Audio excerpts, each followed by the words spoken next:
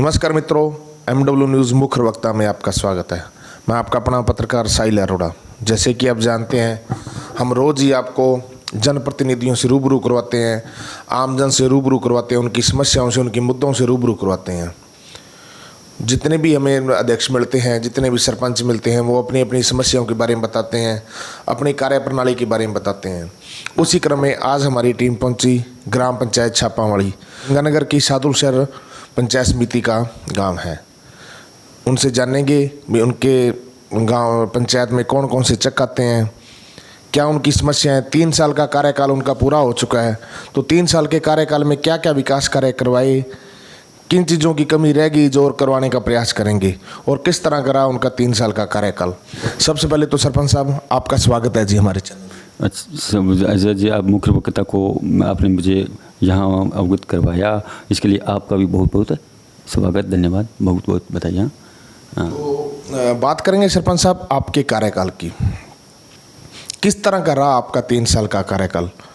ये तो हालांकि किसी से भी कोई छुपा हुआ नहीं है, क्योंकि 2 साल कोरोना के कारण पूरा देश ही अस्त व्यस्त था, पूरा देश का पूरा विश्व भी अस्त व्यस्त था।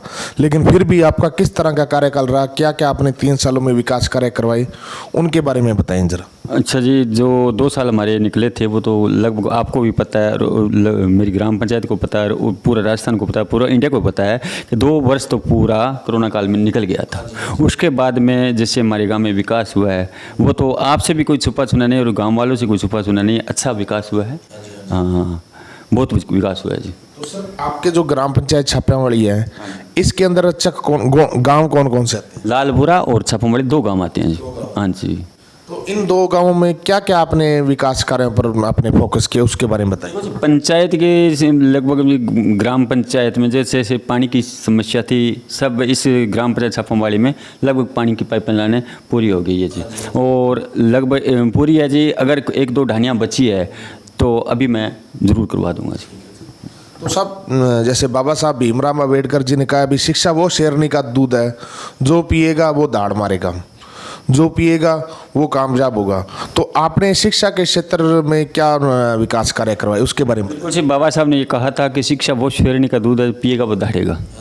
तो मैंने जब चुनाव यहाँ फाइट किया था तो मैंने एक ही बात की थी कि कर सको तो अपनी वाणी वो हुनर पैदा करो, रुख हवाओं का बदल दो, वो हुनर पैदा करो, रुख हवाओं का बदल दो, और घर घर में अब्दुल अम्बेडकर या अब्दुल कलाम पैदा करो। हाँ जी। तो आपके यहाँ पे ये जो स्कूल है, तो वो आपके पंचायत मुख्यालय में कौन सी क्लास तक का है। मैं 12th है जी। यहाँ पे कौन कौन से विषय है जो पहले थे और आपने कोई नया लाने का प्रयास किया। हमारे जी 12th का विद्यालय है जी, उसमें एक मेडिकल साइंस था जी, और मैंने विधायक महोदय को बोला, साहब मेडिकल है जी, अगर आप मेरे गांव में एग्रीकल्चर और दे दें तो मेरे बच्चों का भविष्य बन जाएगा। तो उन्होंने सिक्का उठाया और उसी दिन जी मेरे ग्राम पंचायत में एग्रीकल्चर विद्यालय के लिए मुझे स्वीकृत करवाने का आश्वासन दिया, और 1 महीने बाद मेरी ग्राम पंचायत में एग्रीकल्चर विद्यालय हो गया जी। देखो जी, आपकी और आप MLA साहब के पूरे प्रयासों का ही फल है, क्योंकि अगर पंचायत स्तर पे ये सारी शिक्षा मिलती है तो मंडी वगैरह या दूर जाने की कोई ज़रूरत नहीं रह जाती। बच्चों को दूर जाना मुश्किल है। ये जो आपके गांव है ये सादुलशहर से काफ़ी दूर है, जब पक्का सारना से भी काफ़ी दूर है, तो कोई सीधी बस नहीं आती छापामाड़ी में। अगर मौके पर यहाँ पहुँच जाता है तो सबसे बड़ी बात है। लड़कों के लिए तो चलो ठीक है, वो जा सकते हैं, लेकिन लड़कियों के लिए बहुत अच्छी बात है कि यहाँ पे 12th तक का एग्रीकल्चर और सभी विषय यहाँ पे है। तो सर जैसे एरिया के विकास में, जैसे ग्रामीण एरिया के विकास में सबसे अहम रोल होता है जनप्रतिनिधि का, चाहे वो आपके प्रधान हो, चाहे आपके डायरेक्टर हो, या आपके MLA साहब हो। तो MLA साहब, प्रधान साहब का किस तरह का रवैया रहा आपकी पंचायत की प्रति, इसके बारे में बताएं। अच्छा जी, MLA साहब का और प्रधान जी का अच्छा रवैया रहा, जो मांगा वो उन्होंने हमें दिया। जैसे मैंने उनसे अभी बात कर रहे थे हमें कि एग्रीकल्चर विद्यालय के लिए, हमने एक बार बोला था, उन्होंने प्राकृति स्वीकृत करवा दिया। उसके बाद मैंने उनको बताया जी कि मैं ग्राम पंचायत छापामाड़ी, मेरा गांव हनुमानगढ़ और गंगानगर जिले के एकदम बिल्कुल बॉर्डर पर पड़ता है, और मेरे गांव में PSC नहीं है। तो उन्होंने जी मेरे गांव में PSC सैंक्शन कर दी जी। अच्छा, मेरे गांव में PSC कर दी, और मेरा दूसरा गांव ग्राम पंचायत दूसरा अधीन गांव है लालपुरा, उसमें उप स्वास्थ्य केंद्र मैंने विधायक महोदय दे दिया जी। हाँ जी। मतलब शिक्षा के क्षेत्र में, चाहे चिकित्सा का क्षेत्र है, चाहे वो पेयजल घर घर पहुंचाने का है, तो मतलब एमएलए साहब ने पूरा सहयोग किया जी आपका, जो जो आपने मांगा वो। हाँ, एमएलए साहब ने, जब भी मैं गया उनके पास है, मैंने उनसे मांगा, मुझे बोलने दिया, उनसे बोले, मेरा माथा भी उन्होंने देख लिया कि ये क्या मांगना चाहता है। अगर एग्रीकल्चर मांगते एग्रीकल्चर दे दिया, और पीएचसी मांगते पीएचसी दे दी। मुझे जब भी मैंने मांगा उन्हें प्राप्त दी, उन्हें दिया जी।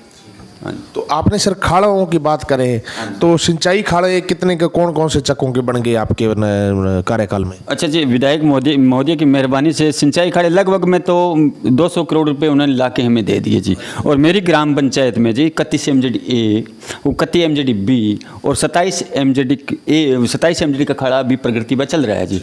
और 31 MJD ए का लगभग पूर्ण हो चुका है जी। हाँ जी। तो ये सारे सीडी विभाग से बन रहे हैं या सरपंचों के द्वारा? नहीं, ये सब सीडी विभाग से है जी। तो आपके द्वारा आपने भी कोई खाड़ा बनाया सरपंच जैसे पंचायत स्तर पर? जी नहीं, हमें पंचायत स्तर पर खाला नहीं बनाया। हमने क्यों नहीं बनाया कि हमें विधायक महोदय ने एक बार कहा था कि सीडी से खाड़े आएंगे, हमने वहीं तक क्यों नहीं, किसानों के हितैषी हैं जी। और अगर सीडी विभाग बनाए तो पूरे लेवल से बनाएंगे और अच्छी तरह मेरे किसानों का मतलब खेत में पानी लगेगा। इसीलिए मैंने विधायक सीडी से जो खाड़े बने वो सीडी से बनाना चाहते थे। एक सर, जैसे गांवों में आवास योजना की बात करें तो पीएम आवास आपने कितने सैंक्शन करवा दिए और कितने के जनों को उसका लाभ पहुंचाया, उसके बारे में बताएं। देखो जी, पीएम आवास योजना में लगभग हमारे गांव में 57 कमरे थे जी। उसमें अभी तक 5 तो कमरे बन गए जी, और अभी इंतज़ार है जी। हो सकता है महीने में आ जाए, 1.5 महीने में आ जाए, और आने वाले हैं जी, आ जाएंगे। और भी कोई जैसे सिंचाई खाड़े तो आपने बता ही दिए, गलियों में इंटरलॉकिंग वगैरह या सड़कों का भी आपने कोई विकास कार्य करवाया, उसके बारे में? बिल्कुल, गलियों में इंटरलॉकिंग है। लगभग ग्राम पंचायत छापामाड़ी में 5, 7 और 10 गलियाँ बची है जी। और 2 साल कोरोना काल में अगर नए जाते तो वो भी मैं करवा देता। और अभी मेरा यही उद्देश्य है कि मैं इन साल 100 साल में बचा है, इसमें मैं ग्राम पंचायत की द्वारा या मेरे एमएलए से लेके या मेरे प्रधान जी से लेके या जिला प्रमुख से लेके मैं ज़रूर करवा दूंगा जी। हाँ जी। तो अब आप हमारे चैनल के माध्यम से देखो जी, आपको आपके पंचायत क्षेत्र के किसान या आम जन तो देख रहे हैं, आसपास के क्षेत्र के लोग भी देख रहे हैं, तो उन्हें क्या संदेश देना चाहोगे, क्या अपील करना चाहोगे उनसे? अपील यही है जी, अब जैसे हमारे पर्वों के बारे में आ रहा है, महाशिवरात्रि आ रहा है, आगे होलिका आ रही है, तो अच्छा पूर्ण प्रेम प्यार से ये त्यौहार मनाएं। और जैसे प्राकृतिक रंगों से मनाएं, जैसे कोई ये रंग है, गुलाल है, या कोई जैसे मतलब और रंग है जो पानी वाले, ये रंग मत डालना, क्योंकि इनसे त्वचा खराब हो जाती है। हाँ, यही है जी। ये हैं जी ग्राम पंचायत छापेवाड़ी से सरपंच अमीचंद मेघवाड़, जिन्होंने बताया कि 2 साल कोरोना के खराब होने के बावजूद भी काफ़ी हद तक विकास उन्होंने करवाया। जो उन्होंने अपने एमएलए से या प्रधान साहब से मांगा, उन्होंने प्रधान साहब ने, एमएलए साहब ने झट्टी उनको दे दिया। चाहे उन्होंने पीएचसी की मांग करी हो, चाहे उन्होंने एग्रीकल्चर की मांग करी हो, और आगे भी अभी भी 1 साल एमएलए साहब का पड़ा है, इनके 2 साल पड़े हैं। जो भी विकास कार्य है, जो भी समस्या है, उनको हल करवाने का पूरा प्रयास किया जाएगा।